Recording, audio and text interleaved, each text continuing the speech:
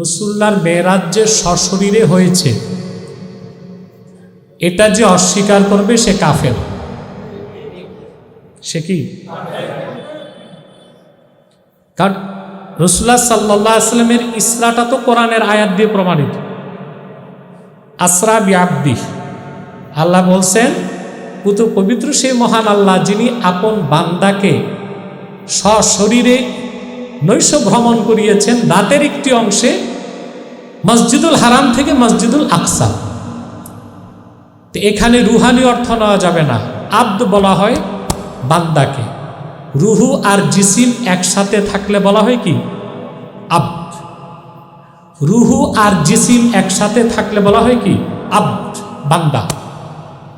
এখানে আল্লাহ কি বলছেন? বি আব্দিহি। তাহলে বোঝা যায় রাসূলুল্লাহর যখন জিসমানি মেরাজ হয়েছে, ঠিক না? রাসূলুল্লাহর আগে যত মেরাজ হয়েছে রুহানি, আর এখানে আল্লাহ সূরা ইসরাতে যেটা বলেছেন, আল্লাহ তাআলা সুবহানাল্লাযী আসরা বিআবদিহি, এখানে রাসূলুল্লাহ সাল্লাল্লাহু আলাইহি ওয়াসাল্লামের জিসমানি মেরাজের কথা বলেছেন। সশরীরে রাসূলুল্লাহর মেরাজ হয়েছে। কথা বুঝতেছেন? আমার দেহটা থেকে যদি রুহুটা চলে যায় তখন বলা হবে আমার রুহ, আর বলা হবে আমার দেহ। আর আমাকে ব্যক্তি হিসেবে যখন কিছু বলা হবে তখন রুহু এবং জিসিম, কথা বোঝেন, রুহু এবং জিসিম, আমার রুহুটা যদি আলাদা হয় বলা হবে আমার রুহ, আর দেহকে বলা হবে আমার দেহ। আর রুহু আর জিসিম থাকলে বলা হবে আমি কি? বান্দা। যেমন আল্লাহ তার হাবিবের শানে আরেক জায়গায় বলেছেন, তাবারাকাল্লাযী নাযালাল ফুরকানা আলা আবদিহি লিয়াকুনা লিল আলামিনা নাযীরা। মহিয়ান পুত পবিত্র মহান আল্লাহ তাআলা যিনি আপন বান্দা মুহাম্মদ সাল্লাল্লাহু আলাইহি ওয়াসাল্লামের উপর ফুরকান নাজিল করেছেন। কথা বুঝতে পেরেছেন? তাহলে স্পষ্ট বোঝা যায় রাসূলুল্লাহ সাল্লাল্লাহু আলাইহি ওয়াসাল্লামের ইসরাটা হয়েছে বাইতুল্লাহ থেকে বাইতুল মুকাদ্দাস সশরীরে। ওখান থেকে শুরু হয়েছে উরুজ, ঊর্ধ্বগমন, যেটাকে বলা হয় মেরাজ। রাসূলুল্লাহর মেরাজটাও যে সশরীরে হয়েছে তা অসংখ্য, তা কোরআনের আয়াত, অসংখ্য সহিহ হাদিস, 20 জন সাহাবী রওয়ায়াত করছে। রাসূলুল্লাহর মেরাজটাও ছিল জিসমানি, সশরীরে। এই জন্য রাসূলুল্লাহর মেরাজ সশরীরে হয় নাই এটা যে বলবে সেও মুসলমান থাকবে। কথা বুঝলেন নাই?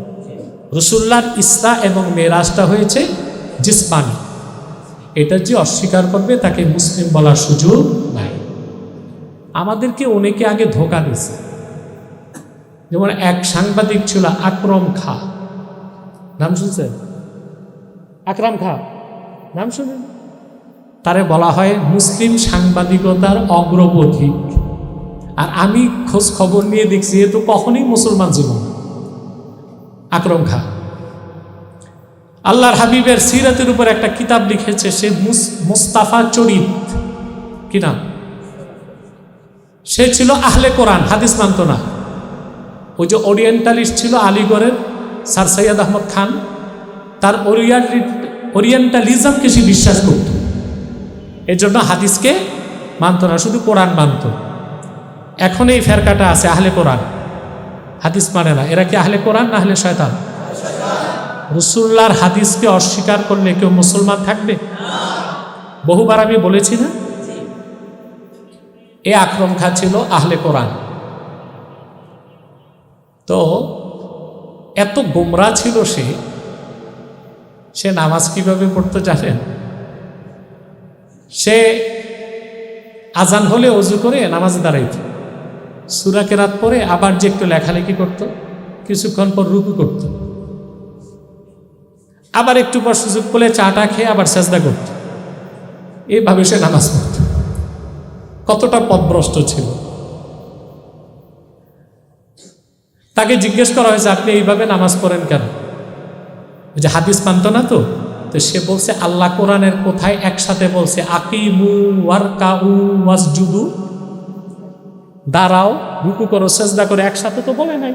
আল্লাহ এক জায়গায় বলছেন আকিমুস সালাহ ওয়া আতুজ যাকাত ওয়ারকাউ মা'আর রাকিন, আরেক জায়গায় বলছেন ওয়াসজুদ ওয়াক্তারিব।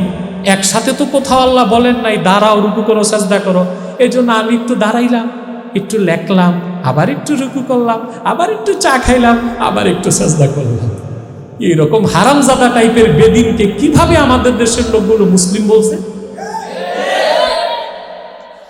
এই ছিল ওরিয়েন্টালিস্ট। কি ছিল?